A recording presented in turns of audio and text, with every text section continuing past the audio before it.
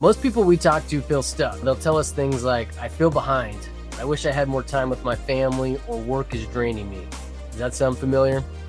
The truth is, it's not that you don't want freedom. You just don't have a clear system to get you there.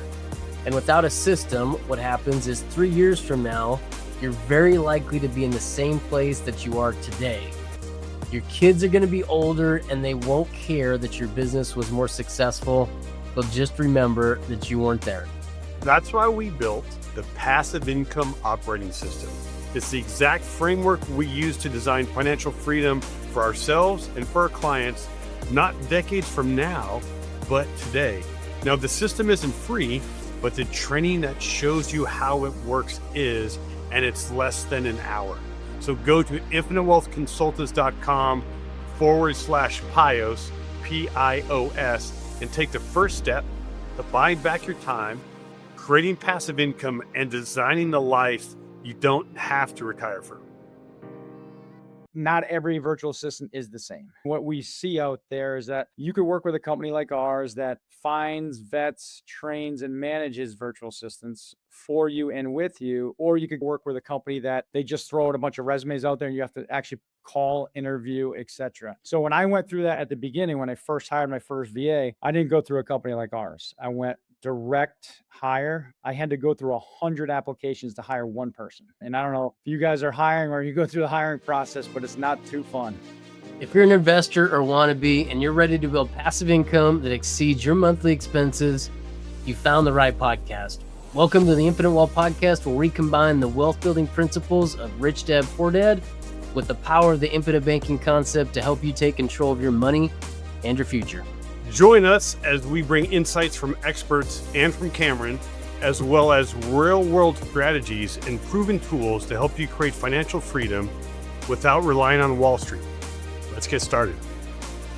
Welcome to the Infinite Wealth Podcast. I'm Cameron Christiansen, along with our co-host, Anthony Faso.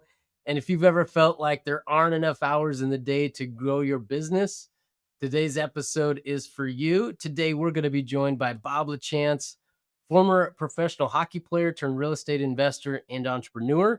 After hanging up his skates, Bob built a thriving real estate business and realized his biggest breakthrough came from leveraging virtual assistants. That insight has led him to found REVA Global, one of the top VA companies serving real estate investors, agents, and entrepreneurs across the country. Bob, he's been featured on countless podcasts, coached hundreds of business owners, and built systems that help entrepreneurs buy back their time and scale with freedom. Bob, welcome to the Infinite Wealth Podcast. Appreciate it. Thanks for having me, guys. You know, it's interesting that we've actually shot 2 podcasts today from both people that had played in the NFL, or at least had participated in the NFL, which I think is very interesting.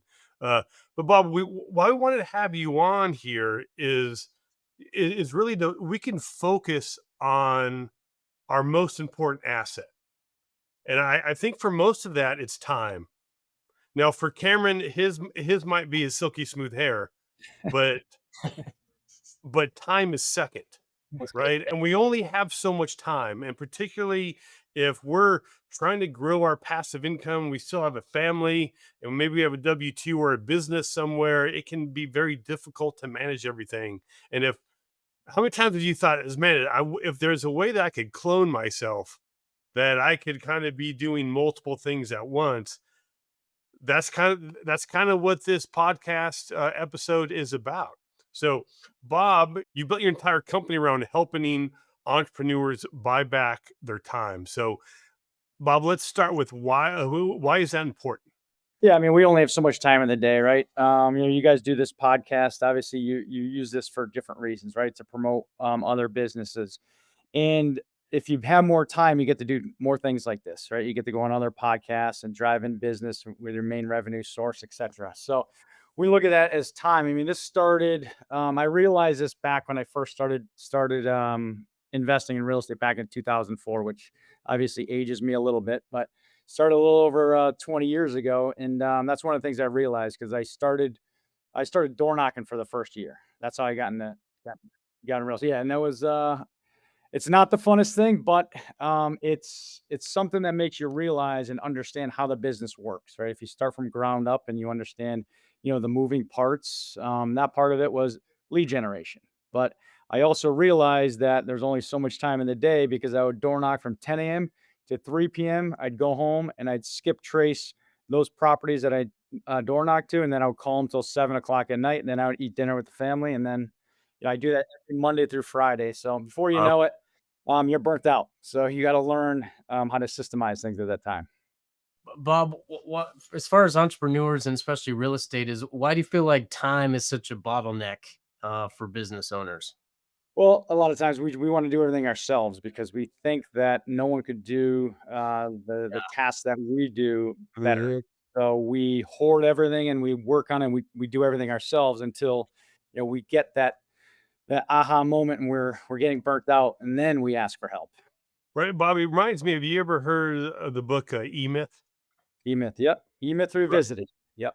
Yeah, which is a great story where in summary, it's about the typical path of an entrepreneur. We start growing, we're doing everything ourselves, and then we delegate or hire somebody. They don't do as good of us.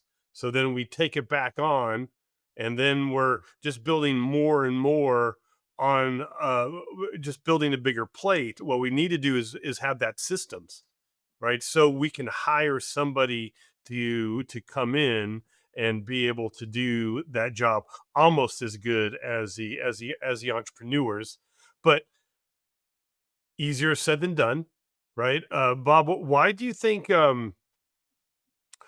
most investors or entrepreneurs get it wrong when it comes to delegating?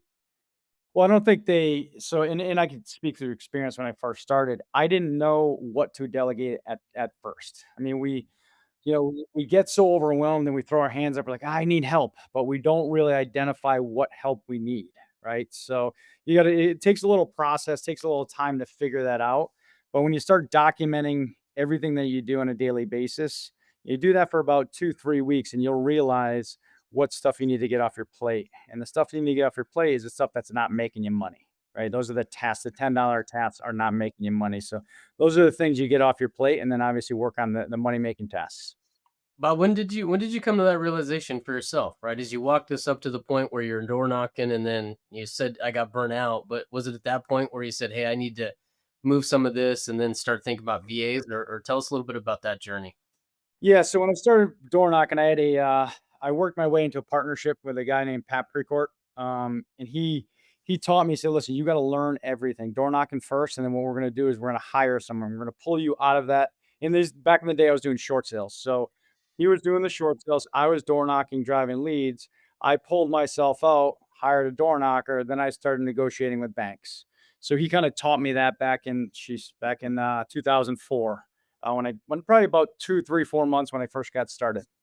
Bob, how does freeing up time change not just the business, but the owner's lifestyle and mental bandwidth? Well, you get to think of other things to make money on and how to grow your business because I know a lot of people are real estate investors or that listen to this podcast or want to jump into real estate and they're thinking about doing real estate. So, and I used to coach back in the day. This is back 2007 to since COVID. I was with a company called Fortune Builders, and we were coaching students, and we'd go through the same process. They wanted to get their first deal, so we create a plan, and then what we realized after you create a plan, let's say we get on a call this week, and then we jumped on a call the week after, and I say, okay, what did you do? And they said nothing. And I said, why? Well, I had to go to my kid's soccer game. I had, all the stuff that life happens, right? So then we really had to chunk everything up and what they were doing on a daily basis and where their time was getting eaten up. Because if they want to get into real estate, you have to start somewhere. So that's what we'd always have to do is back into it and realize where all their time was going. Nice, but what was the right? They often say, what's the saying? Is that opportunities are built out of necessity, right? I think something like that. So I'm assuming here in the story that you're going down this path, right? You realize that there's a problem with outsourcing, and then you built REVA Global to solve it. Yep. So if we don't mind, maybe unpack that a little bit. What exactly does REVA Global do, and how is it different from any sort of kind of just hiring free agency out there? Yeah, it's interesting. So just to go along a little bit with this, with what I was saying. So I realized actually in 2013, I didn't know what a virtual assistant was, but when I was coaching all those students and running my business, I was always looking for a system or a product that would help individuals perform tasks. And it was literally, it started in 2007 and 2008. I was like, there's got to be something out there because, well, what I've seen, and you guys see this all the time too, is a lot of individuals are just too busy to do everything themselves. So 2013, I got introduced to what a virtual assistant was. And then I'm like, you know what? Light bulb went on. I hired my first one in 2014.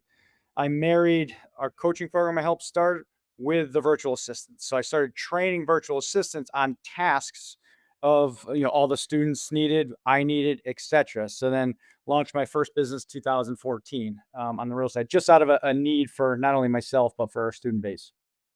Well, what roles or tasks, Bob, are best suited for virtual assistants? Anything from branding, marketing, social media posting, cutting up this podcast, posting all over the place. You could do, well, cold calling, text messaging, of course, in different states, different rules, the transaction coordinating, etc. We've looked into VAs. We've got clients that use VAs, and there's oftentimes some misconceptions that kind of surround virtual assistants. You mind maybe addressing one or two of those? Yeah. One of the things is not every virtual assistant is the same. So not every company is the same. It's just like every real estate investment company is not the same, right? One may focus on self storage, another may focus on rehabs, etc. So, what I would do and what we see out there is that you could work with a company like ours that finds, vets, trains, and manages virtual assistants for you and with you, or you could go on one of those companies that just find the VAs and hire them.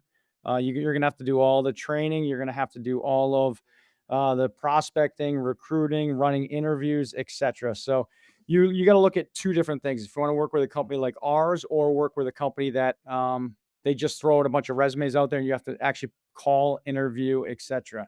So when I went through that at the beginning, when I first hired my first VA, I didn't go through a company like ours. I went direct hire. But what I found was I had to go through 100 applications to hire one person.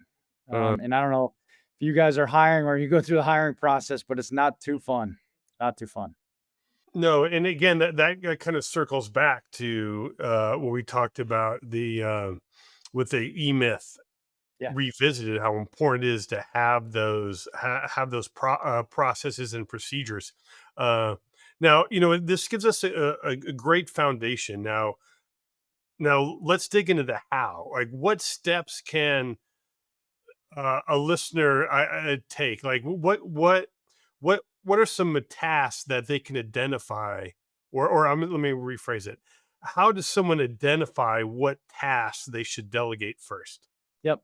Well, like I said at the beginning, it's very important for us, all of us, to identify what we're doing on a daily basis, almost like a time in motion, right? If we have a time in motion and we start documenting what we do it for about 2 weeks. You'll realize real quick the stuff that's sapping your energy, that's not making you money, you could outsource. So, for instance, I wouldn't recommend door knocking anymore because you could do direct to seller contact, right? And different types of things a virtual assistant can do. So, phone management, that's something that will burn you out if you're just calling on the phone, talking all day long. That could be outsourced. That's a type of lead generation thing. Branding, marketing, social media posting. For me, what happened with me when I started posting, I don't like posting anything, to be 100% honest with you. I hate it because it takes time, and just for me, I have all my virtual assistant team do that. I'll do one podcast like this, they'll cut it up and they'll send out something every single day, which makes, obviously, we need that to be out there to be relevant all the time. People need to see our faces. We need to continue to market. What I realized was one of my buddies would give me a call and say, "Hey, let's go play golfing on Tuesday." Let's say Tuesday or Wednesday, and I was supposed to be doing some certain type of task, like posting on social media. Obviously, I didn't do it. Next day, I was supposed to do it. Didn't do it again. Next day. So if you have somebody do a task like that, that automatically gets done by somebody else, it'll get done. But for you or me, it wasn't getting done. Speaking of getting things done, we've implemented that before, and sometimes you outsource that to someone and it may or may not get done. So, are there any sort of metrics or checkpoints that somebody can kind of put in place to ensure there's accountability on the VA side? Absolutely. We have a start of day report and an end of day report. So the virtual assistant will clock in, send us a task list of what they're going to do, and then at the end of the day, give us a report of what they did. We also have what we call a client service manager overseeing them to make sure they're actually doing what we recommend or what we want them to do, I should say. Now, Bob, when you say we, is that your company or is that one of your clients who's using the VA through you?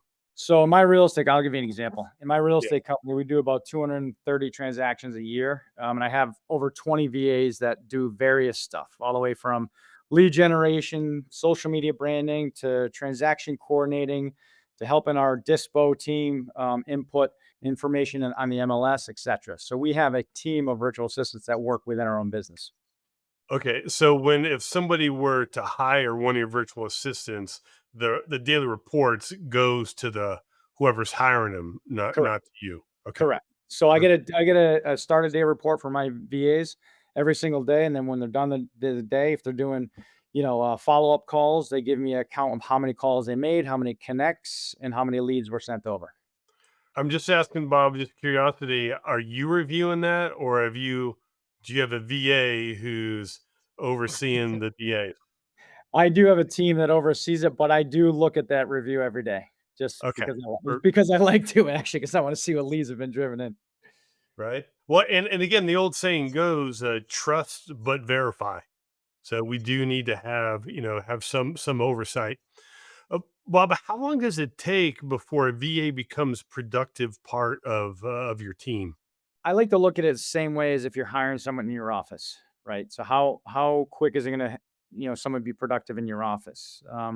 We have them work side by side, even though they're virtual, they're still working side by side. So if I give them a task like cold calling, right, they should be right away driving in leads because they're already trained on calling, as an example. So in that reference for that particular task, I want them to be driving in leads immediately.